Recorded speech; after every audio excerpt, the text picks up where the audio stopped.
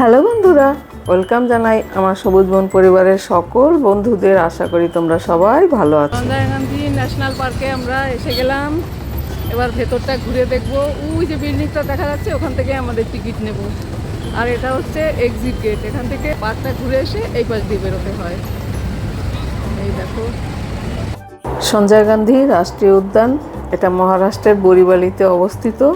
পাশেই এই যে রাস্তা, একদম যে কোনো গাড়িতে করে এই সঞ্জয় গান্ধী রাষ্ট্রীয় উদ্যান বরিবালিতে যে কোনোভাবেই আসা যায়। অটো নিয়ে, বাসে করে সবভাবে আসা যায়। পার্কে এন্ট্রি করার চার্ট এখানে লেখা রয়েছে। বড়দের 100 টাকা, ছোটদের 50 টাকা, আর বিদেশিদের জন্য 200 টাকা করে। আমরা টিকিট কেটে নিলাম, বাসেরও টিকিট কেটে নিলাম। এন্ট্রি টিকিট একসঙ্গেই পাওয়া যায়, দুজনে 526 টাকা লাগলো। এই যে এই সাফারি বাসে আমরা উঠবো, লায়ন টাইগার সাফারি, সেই বাসেই উঠবো। এই যে এটা আমরা লায়ন টাইগার সব দেখতে পাবো। ওই যে ভেতরের দিকটা, এখানেও বাস দাঁড়িয়ে রয়েছে। আগে কোন বাসটা আমাদের। উঠে গেলাম বাসে। অনেক সাফারিরা বসেছে, যারা সাফারি করবে। আর এই যে আমরা উঠে গেলাম বাসে, আমরা সাফারি করবো। এটা সুগন্ধি উদ্যান, ফ্র্যাগ্রেন্স গার্ডেন। এখানে সব সুগন্ধি গাছপালা হয়। এই যে ঘেরা রয়েছে, এর মধ্যেই বাঘ সিংহ ঘুরে বেড়ায়, তাই তো ঘিরে রেখেছে। রয়েছি সঞ্জয় গান্ধী ন্যাশনাল পার্কে। আমরা সাফারি করছি। লায়ন শুয়ে রয়েছে। এই যে লায়ন, লায়ন হ্যাঁ, টাইগার। ওই যে টাইগার রয়েছে, দেখাচ্ছে আমাদের। হ্যাঁ, টাইগার হাই উঠছে। হ্যাঁ, এই যে একটা বাঘ দেখতে পেয়েছি। মেয়েদের জন্য স্পষ্ট কথা আছে। এই দেখো কত বড় রয়্যাল বেঙ্গল টাইগার রয়েছে। হ্যাঁ, উধার।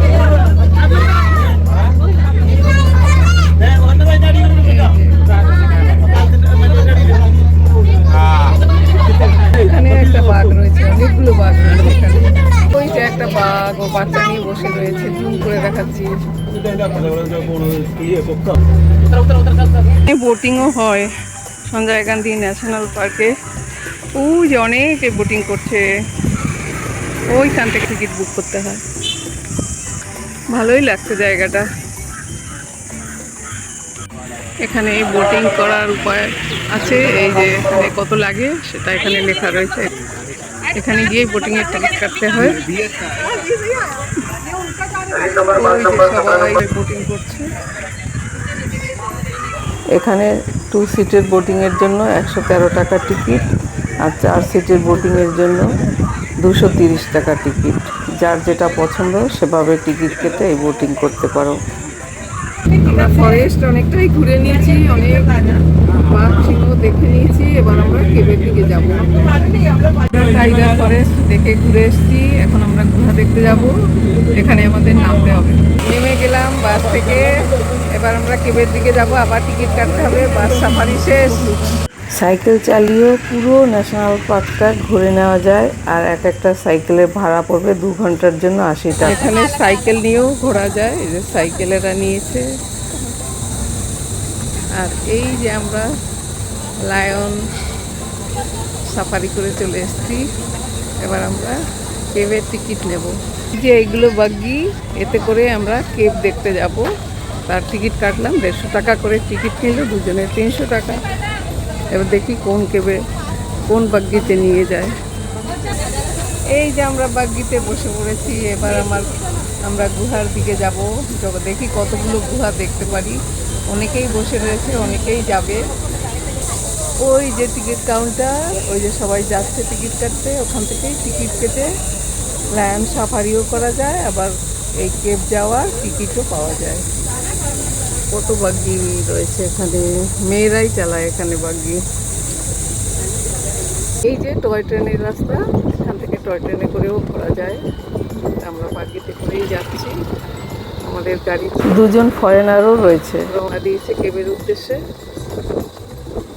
কি সুন্দর ফুল ফুটে রয়েছে গাছে। এখানে কোনো সভা হচ্ছে, অনেক লোক জমায়েত হয়েছে, অ্যাম্বুলেন্সও লাগিয়ে হয়েছে। এখনো ওই যে গাছ লাগাচ্ছে ভেতরে ভেতরে।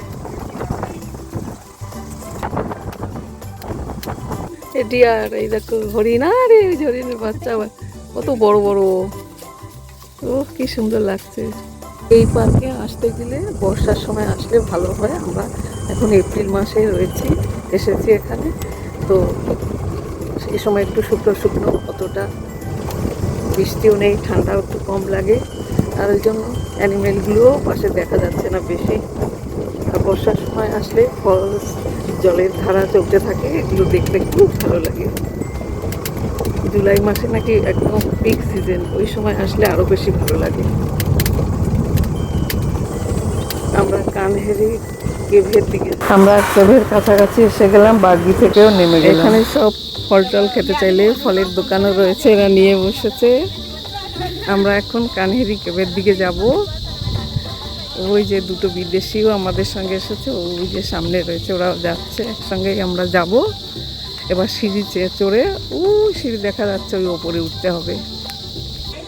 এই যে কানহেরি কেভ সম্পর্কে লেখা রয়েছে এখানে, জুম করে যারা দেখবে দেখে পড়ে নিও। এই যে এখানেও রয়েছে অনেক কিছু লেখা, নিচে মাঙ্কির বাচ্চারা রয়েছে।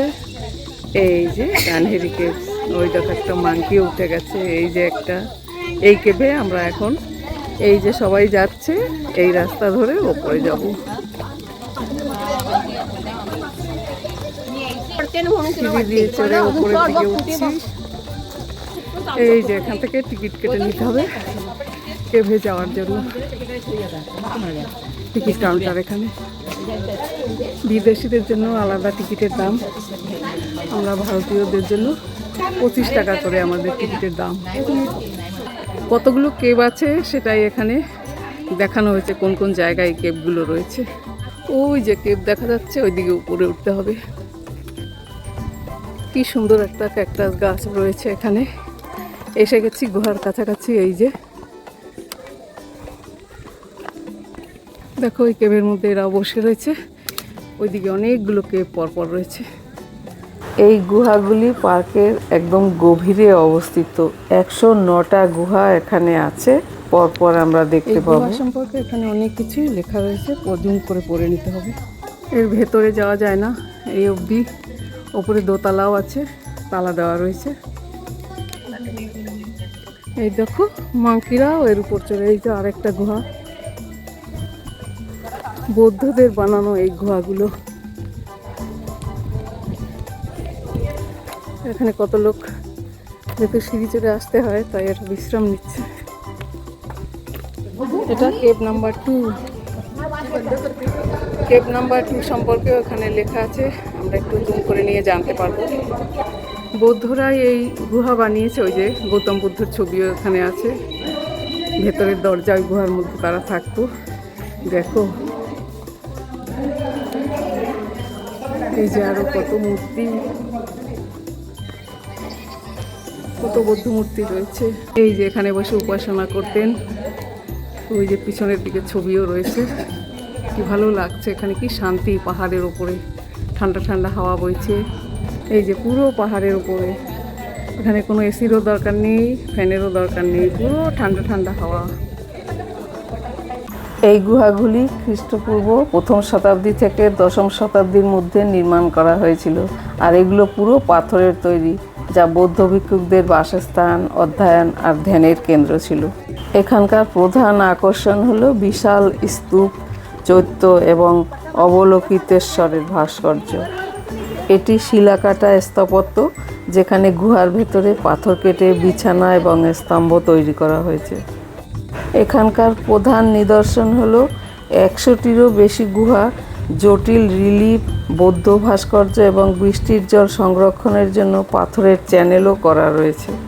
এই স্থানটি প্রকৃতির শান্ত পরিবেশে ঘেরা এবং পর্যটকদের জন্য একটি আদর্শ স্থান। এটা কানেরি গুহা। তো এই কানেরি নাম এসেছে সংস্কৃত শব্দ কৃষ্ণগিরি বা কালো পাহাড় থেকে। আমি এখন 3 নম্বর গুহার মধ্যে প্রবেশ করছি। এটি সবথেকে বড় গুহা, যা একটি প্রার্থনা স্থল এবং এতে বিশাল স্তূপ রয়েছে। বুদ্ধ এবং বোধিসত্ত্বের সুন্দর খোদাই করা ভাস্কর্য এখানে দেখা যায়, যার মধ্যে অবলোকিতেশ্বর বিশেষভাবে উল্লেখযোগ্য। এখানে কিভাবে আসবেন? বরিবালি স্টেশনে নেমে সেখান থেকে 8 থেকে 10 কিলোমিটার দূরত্ব এই সঞ্জয় গান্ধী ন্যাশনাল পার্ক। আর পাশেই এয়ারপোর্টও রয়েছে, ছত্রপতি শিবাজী মহারাজ আন্তর্জাতিক বিমানবন্দর সান্তাক্রুজ। সকাল 9টা থেকে বিকেল 5টা পর্যন্ত এই পার্ক খোলা থাকে। কত বড় বুদ্ধের মূর্তি, বাপরে বাপ, পুরো হাজার বছরের এখনো দাঁড়িয়ে রয়েছে। এখানে রয়েছে কত মূর্তি। আমি তো হয়তো এই ঘর ধ্বংস করার জন্য এসেছি, ঘর ধ্বংস করতে পারিনি। এই জায়গায় কত মূর্তি, এখানে একটা বড় মূর্তি রয়েছে। আমার অনেক চেষ্টা করছি কিছু আনতে পারিনি।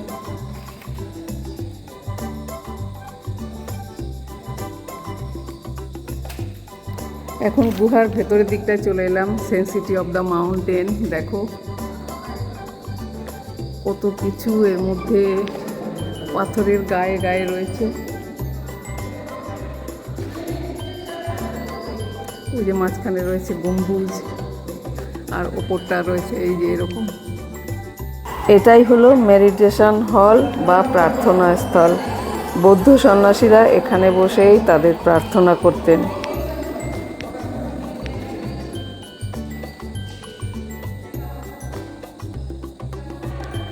এখানে লেখাগুলো বোঝা যাচ্ছে না, সব অস্পষ্ট হয়ে গেছে। 5th সেঞ্চুরিতে এই বুদ্ধ মন্দিরটা তৈরি হয়েছিল। এখানে মেডিটেশন হল। এই যে কত পুরনো 5th সেঞ্চুরির এই বৌদ্ধ মেডিটেশন হলটা দেখো।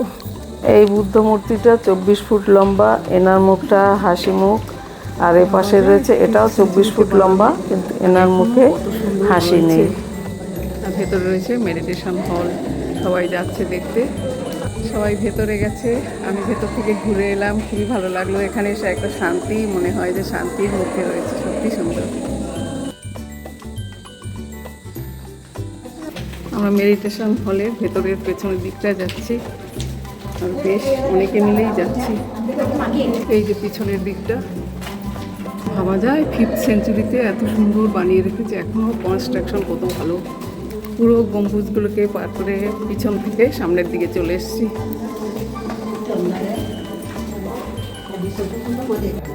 একটা পাথর দিয়ে এই গম্বুজটা বানানো।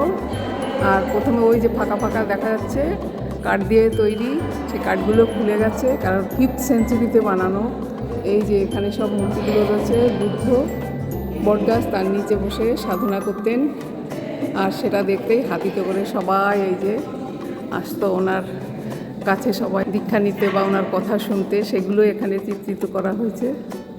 এখানে আরও গুঁজবে, যদি এখানে এটা যেহেতু মেডিটেশন হল, তো এখানে বললে যা মন্ত্র উচ্চারণ করবে সেটাই খুব সুন্দর এখানে ভাইব্রেশন হয়। আমি তবুও একটু বলার চেষ্টা করছি। বুদ্ধং শরণং গচ্ছামি, বুদ্ধং শরণং গচ্ছামি। দেখো গুঁজছে। আমরা কেভ নাম্বার 3 থেকে পার করে এবার উপরের দিকে উঠবো, কিন্তু উঠতে উঠতে পাহাড়ের দিকের দেখো সৌন্দর্য কত সুন্দর, কি ভালো লাগছে দেখতে। পুরো পাহাড়টা বর্ষাকালে এলে তো একদম সবুজই সবুজ থাকতো।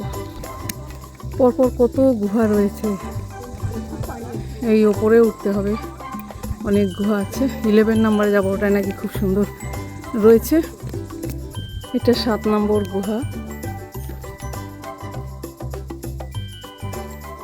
এই যে আরো গুহা, এটা তো যাওয়া নিষেধ, ছেলে উপরের দিকে উঠছে। 11 নম্বর গুহায় যাব, এটা মানে 10 নম্বর গুহা।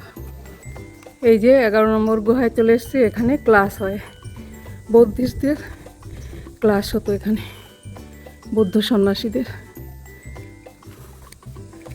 এই যে 11 নম্বর गुहा সম্পর্কে লেখা আছে। ये 3 नंबर के बाद देखे हैं ना, वहाँ पे जो है ना 24 फीट की प्रतिमा है गौतम बुद्ध का, वो सेम है दोनों।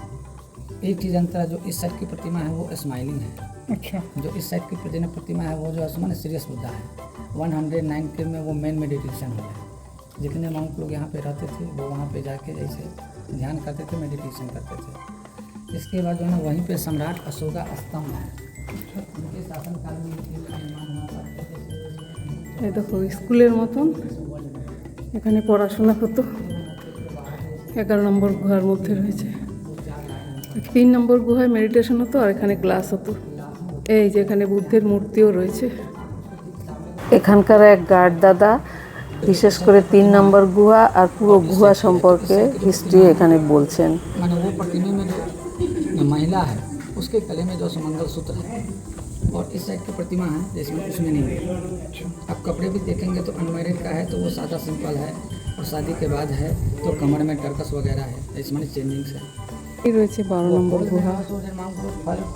उस टाइम में कलर भी नहीं था, वो लोगों ने फूल से पत्ते से या नेचुरल जो है कलर बना के इसके बाद में वो पेंटिंग किया है। इसके बाद 41 नंबर केव है। 41 नंबर केव में जो है ना 11 जो है ना सरवाले गौतम बुद्धा हैं जो कि पूरे वर्ल्ड में कनेरी में है। आप अजंता एलोरा एलिफेंटा कहीं भी जाएंगे तो 11 जो है ना सरवाले गौतम बुद्धा कहीं नहीं है, 2 ही हैं, एक कनेरी में है, एक जो है ना चाइना में है। इसके बाद 41 से ऊपर चढ़ेंगे तो 89 और 90 ये 2 केव है। एक केव में 250 प्रतिमा है गौतम बुद्धा का, वो पूरे केव में कार्विंग है। 90 नंबर केव में जो है ना कार्विंग तो है ही, उसमें खासियत क्या है कि चाइनीज लैंग्वेज है। उस टाइम में चाइना से भी मंत्र लोग आते थे ज्ञान प्राप्त करने के लिए। 67 नंबर केव है, 11 नंबर के ऊपर है, इसके ऊपर है, वो ऐसे ही बड़ा हॉल है। उसके अंदर 501 जैसे प्रतिमा है, पूरे केव में कार्विंग है बाहर से लेकर अंदर तक। जहाँ पे स्तूप या प्रतिमा है वो चैत है, वो ये सब पूजा पाठ के लिए था, जैसे मेडिटेशन के लिए। यही यहाँ का हिस्ट्री है। 31 নম্বর গুহা, এইদিকে 32, 33 পরপর আছে। আমরা যাব 34 নম্বর গুহায়, সেখানে বিশেষ কিছু আছে, দেখবো সেটা। এই যে গুহাগুলো, এগুলো সব বুদ্ধিস্টরা থাকতো, ওদের লিভিং রুম। আর এই 33, এটা সোফা আর এটা টেবিল। এবার উপরে যাব 34-এ। 34 নম্বরে এসে গেছি। এখানেও লেখা আছে, এই যে বর্ষার জলে, এই যে ট্যাঙ্কি জলের ট্যাঙ্ক, এখানে জলে ভরে যায়। 50 ফিট নিচে এটা ডিপ। 2000 সাল পুরনো। দেখো পাতা দিয়ে পেন্টিং করতো, তখন তো পেন্টিং ছিল না, পাতা টাতা দিয়ে পেন্টিং করতো।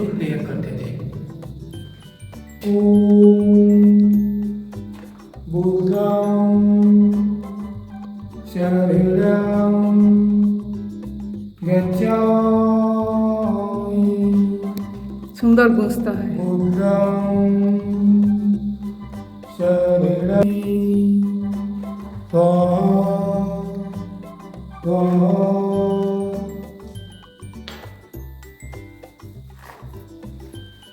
बहुत अच्छा। এগুলো চেঞ্জিং রুম, যারা এখানে থাকতো মেডিটেশন করতো তারা চেঞ্জ করতো। এই যে এখানেও একটা আছে চেঞ্জিং রুম। 35 নম্বর গুহা, 36 সামনে। আমরা যাবো 41 কেবে, 41 নম্বর কেবে, 37। এরকম এই পাহাড়ের নিচে 109টা কেব আছে। 38, 39। আমরা যাবো 41 নাম্বার। তারপরে আর 89, 90 যেতে হয়, অতটা হয়তো উপরে উঠতে পারবো না। 40ও এসে গেছি। পুরো পাহাড়টা জুড়েই কেবই কেব। 41 নাম্বার এসে গেছি। এখানেও খাস কিছু আছে, ওই গার্ড দাদা বলে দেবে। লিভিং হেডেড ओ 11। अच्छा, 11টা মাথা। ज्ञान की प्राप्ति हुई थी, अच्छा तो इनका नाम रखा था 11 हेडेड बुद्धा। अच्छा अच्छा अब ये सब अलग अलग मुद्रा में ध्यान दे रहे हैं, डिफरेंट डिफरेंट मुद्राएं हैं अच्छा। जी। ও ইনি হচ্ছেন টিচিং বুদ্ধা। কি ঠান্ডা এই গুহাটার মধ্যে, একদমই এসি ফ্যানের দরকার নেই। আমরা অনেকটা উপরে এসেছি তো হাঁপিয়েও গেছি। उसके अंदर बुद्धा बना लगे। এখানেও চেঞ্জিং রুম রয়েছে, ওই যে ভেতরের দিকটা। আর টিচিং বুদ্ধা এখানে রয়েছে, এখানেও মেডিটেশন হয়। এই ছিল আমাদের কানেরি কেভ ঘোরার নানান রকম কেভের কাহিনী ও সুন্দর কেভগুলো। তো বন্ধুরা, তোমাদের কেমন লাগলো কমেন্ট করে জানিও। আর তোমরা আমার সঙ্গে এত সময় ধরে ছিলে, তার জন্য অসংখ্য ধন্যবাদ।